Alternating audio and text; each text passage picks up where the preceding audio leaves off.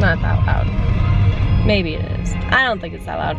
Anyway, it's Thursday. I just got off work, and I got off work early because... Why did my thing just beep at me? I don't know. My wrist vibrated, and I don't know why. Is that Mom? No. It's not Mom. Same car, though. I got off early because Lauren was like, okay, leave. And I was like, okay, don't have to tell me twice, so I left. And I had a killer headache all day. And I don't know if I'm PMSing because I haven't had a period in 7.5 years. But I went from like super happy, bubbly this morning to ready to like hit a wall to like wanting to just go home and like cry. All like, and now I'm fine again. I don't know how much of me wanting to hit a wall had to do with my head killing me. Might have had something to do with that because that was just really obnoxious, and then people were being obnoxious, and then, you know, it was just a thing. But now I feel better. My head still kind of hurts, but it doesn't hurt as bad. So I was gonna go to the gym. I actually had solid plan to wake up this morning at 5:20 and go on a run.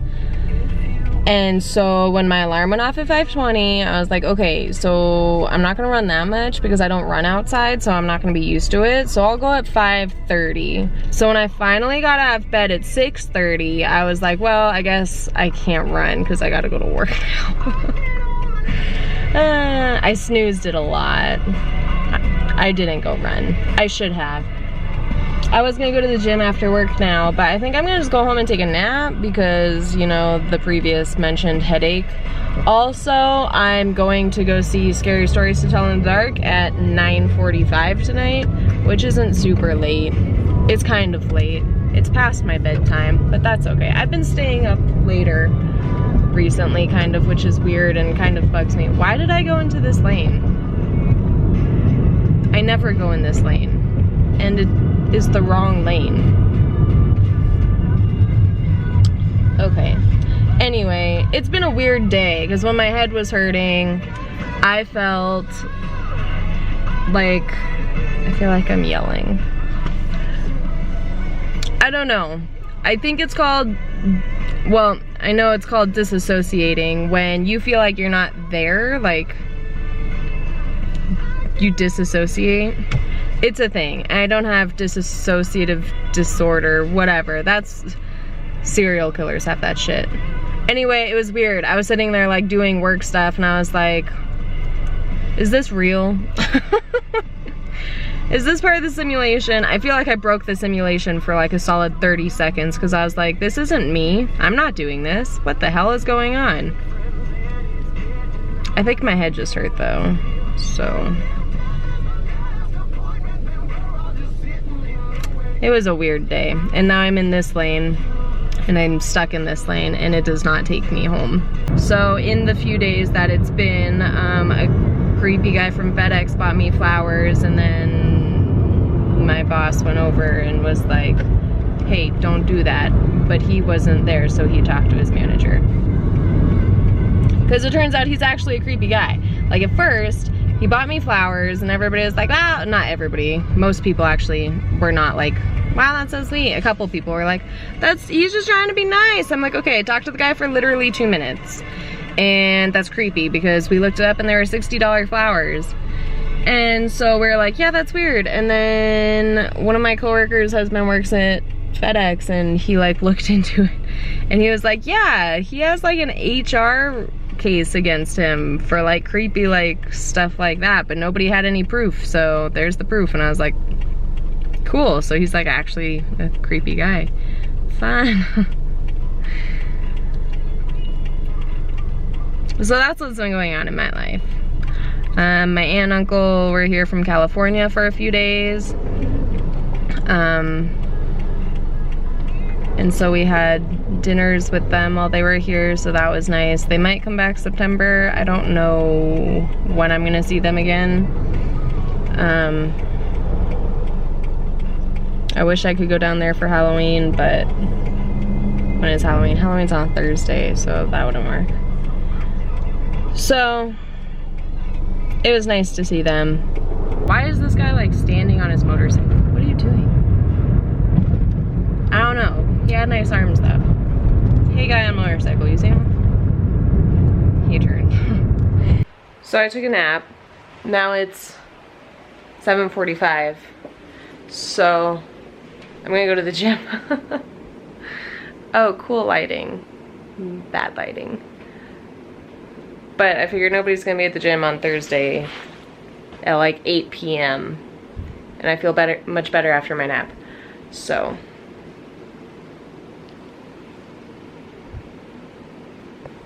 And I have time to kill because I'm not even gonna leave for the movie until like 9:15.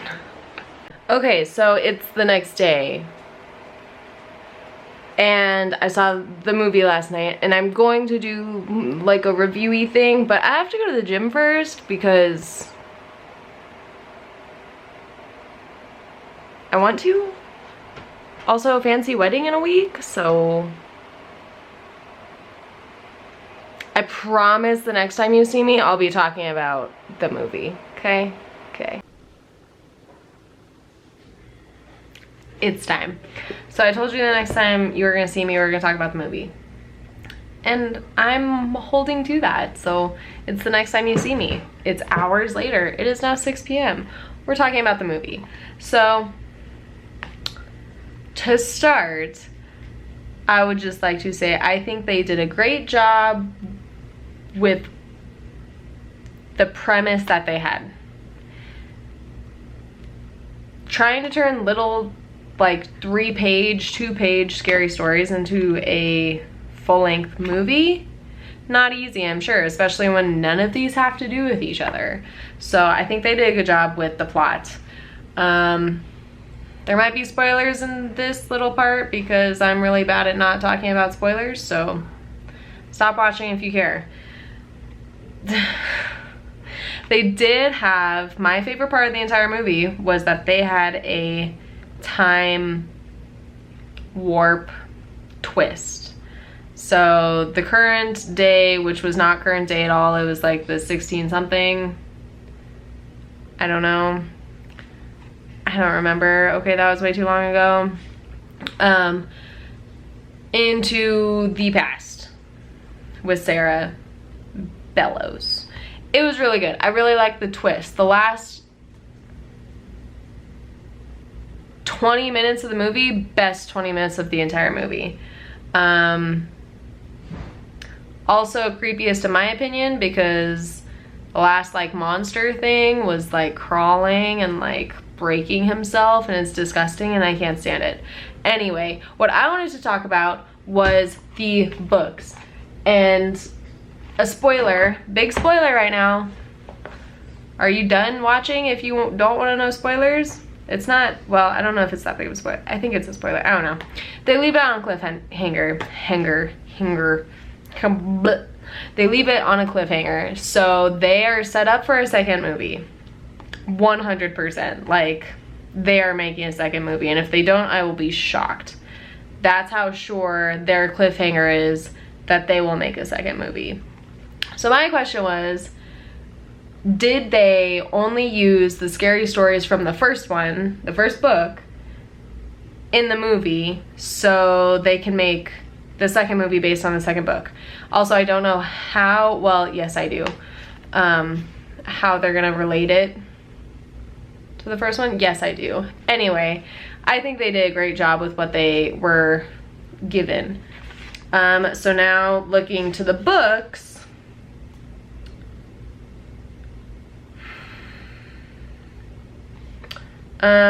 so The Big Toe, yep. Me Tai Do T Walker, yep, which that was the worst one. Is Harold on here? May I Carry Your Basket? Okay, interesting. So only some of the stories they told were in the first one, and those were like the big ones too, which is funny.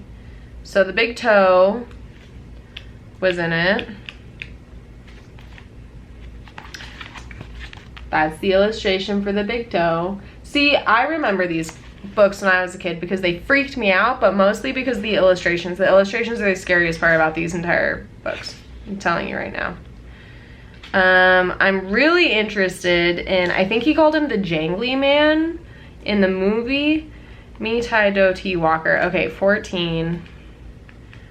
This was the one that freaked me out. He was like breaking his own bones and like being real creepy and stuff and crawling, and I can't stand it.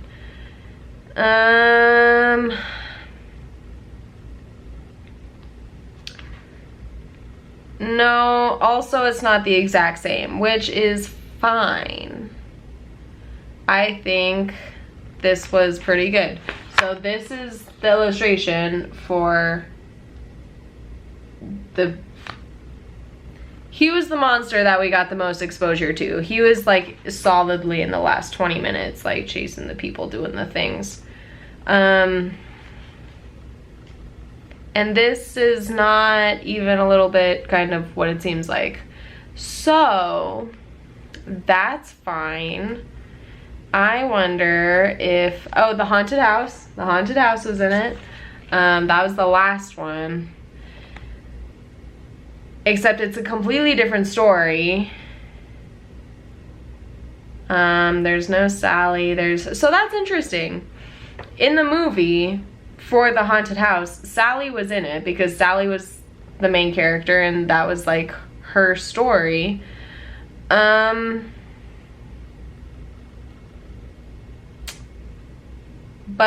that's not even close to this story. But that's the illustration for a haunted house. The haunted house, which then that would be Sally. But it's about a preacher and a Bible and a ghost. So not super accurate, but that's fine because it fit the movie much better. So the ones that we're missing are what's his name? I forgot. Harold and the fat lady. I don't know what her name is. Harold's not even in the second one, really? No way. Something was wrong. Okay, the wreck. One Sunday morning, sounds. Little black dog, clinkety clank. Ooh, what's that? See, these are some creepy illustrations. These are in child's books. This is for children. I saw these books when I was in like middle school, I think. No. The window, no. Where's Harold? The voice, no. Oh, Susanna. Look how creepy this is. Can you tell what it is? It's kind of difficult, but you know, it's creepy stuff. That's what it is, okay? Man in the middle, cat in the shopping bag, yikes. Dead man's hand. Where's Harold? Cemetery soup?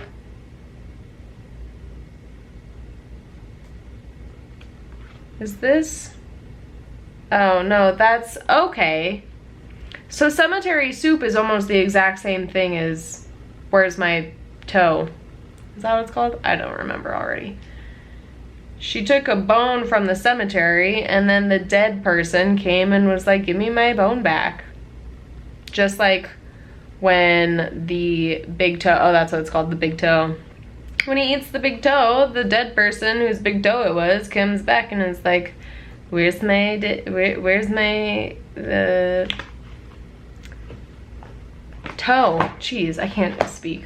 Okay, so Harold was not in the first two. In the third one, Harold's gotta be in the third one, right? I distinctly remember him too.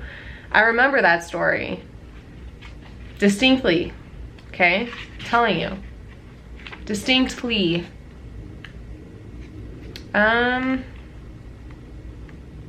Where's the, there, I found them.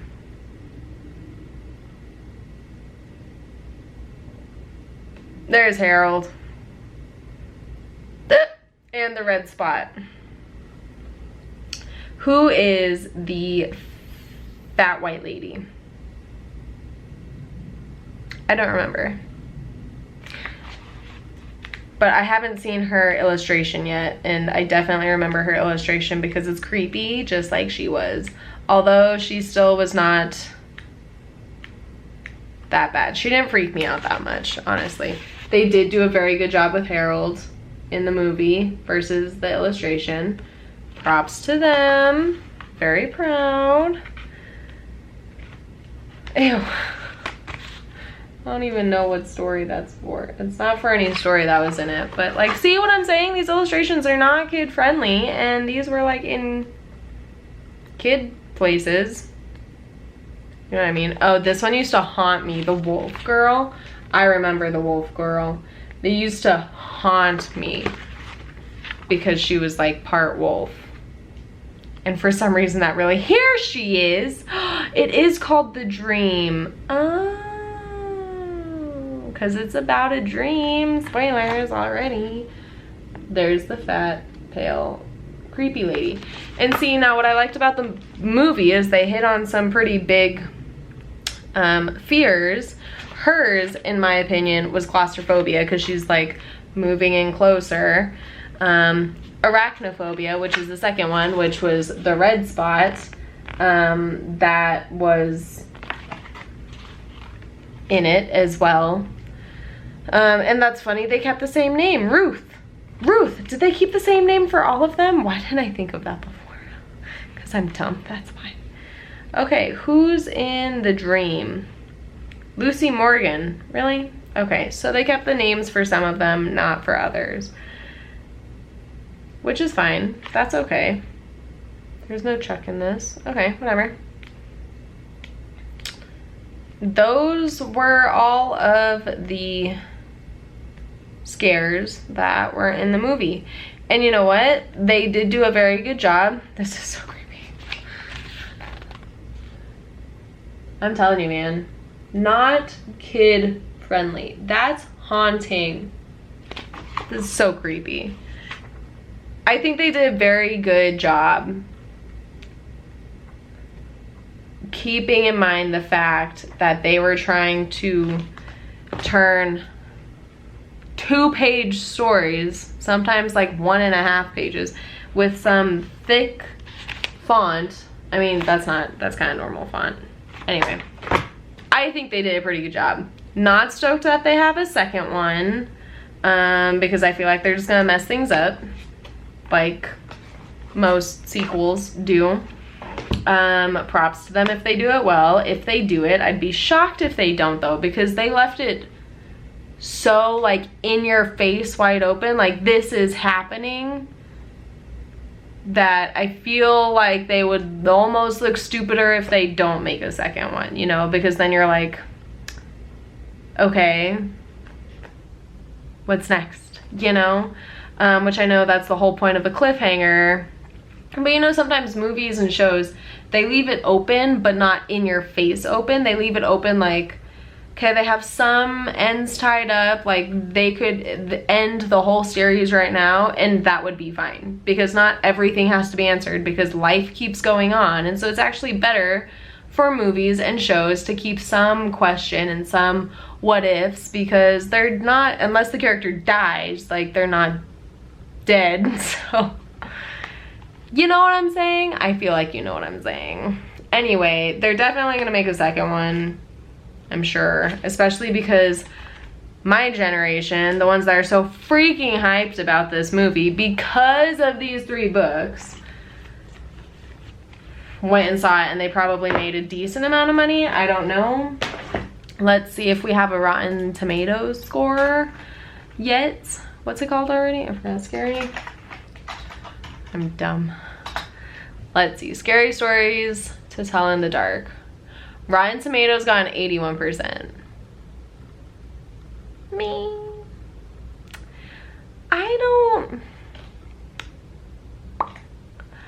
know if I would have given it an 81%. The cast was really good. They were cute. Most of them, not most of them, some of them actually looked like they belonged in high school, which was cool because, you know, they never do. They're always like 30. The main character, Stella, I thought was adorable. She was so cute. She's 17. Sick. You go, girl. She was really cute. I really liked her. I feel like she did a great job. She's kind of stupid because everybody's stupid in horror movies because of obvious reasons, because they have to like get the story going somehow. And so she stole the book, and then everybody was like, you shouldn't have stolen the book. And she was like, I know, I tried putting it back. I'm like, after you take it, you're fucked, you know, like you can't come back from that. So I think they did a very good job. They had comedy in it, which I love. I love that they had some comedy. Okay, Chuck was freaking hilarious. I loved him. He was great. They also had Billy from Ally McBeal in there, and I love Billy. And I remember when I watched Ally McBeal, spoilers, I didn't know he was actually dead. He had a heart attack. He was a lawyer, because the whole show is about lawyers. Go watch Ally McBeal right now. And I was really confused because I was like, is this a dream? This has to be a dream, right? Like, they didn't just kill Billy off. And they killed Billy off. He actually had a heart attack and like died. So that sucked. But I think they did a good job. I think it was creepy. The whatever man, what did he call him? The Jangle Man? Jangle Man? Oh, that is what he called him. Jangly Man. He was scary. He was fucking scary. I don't think he was in the stories either though, which is weird. Close your eyes and you're probably, I'm looking it up right now. I don't think he was in the stories. Oh, okay, it was based in 1968. So there was like racism in it and stuff. It was interesting. Okay, but the movie's scariest monster is a completely new creation, introducing the Jangly Man. See, and now I don't know if I like that, because if all of them were from the book, they're like, oh, we're also just gonna make this a new one because the book ones aren't that scary. This seems very... Hi. I don't know.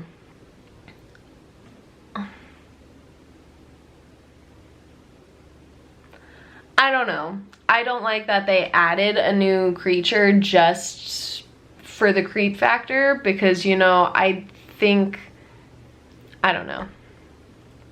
He was creepy. He was the scariest part of the entire movie, by far, especially for me, because I hate people crawling. And he was crawling all over the place, man, let me tell you what. He was like crawling on the ceilings and shit, like, no.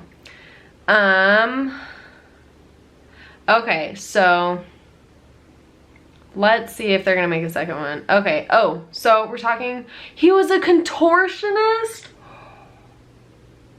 Oh, that makes it so much worse. He was played by a real person and he was a contortionist. Ew. Ew. I thought he was all CGI. That makes it so much worse. And I don't get like shaky and like, this is not, okay. I don't get like physically affected by most things that I watch, especially in movies. Some of the noises he was making because of his bones and just, it literally made me like shudder. And I do not shudder at anything, really. And that's not me sounding tough, it's just something I've never really done. I'm not like one of those people that like shudders, you know? When like nails against chalkboard, I'm like, yeah, that's really obnoxious. Whoa, giant fucking ad, can you go away? So it like made me ill. Some of the, okay. So that's kind of cool actually, that he's like, okay, Twisty Troy. Twisty Troy. Fun. All right. I need to stop moving my camera. Whatever. Stop popping up, giant ad. Rude. It did say somewhere in here though, something about, okay, so he will return to haunt us in the upcoming movies It Chapter 2. I'm so excited for that movie. So excited.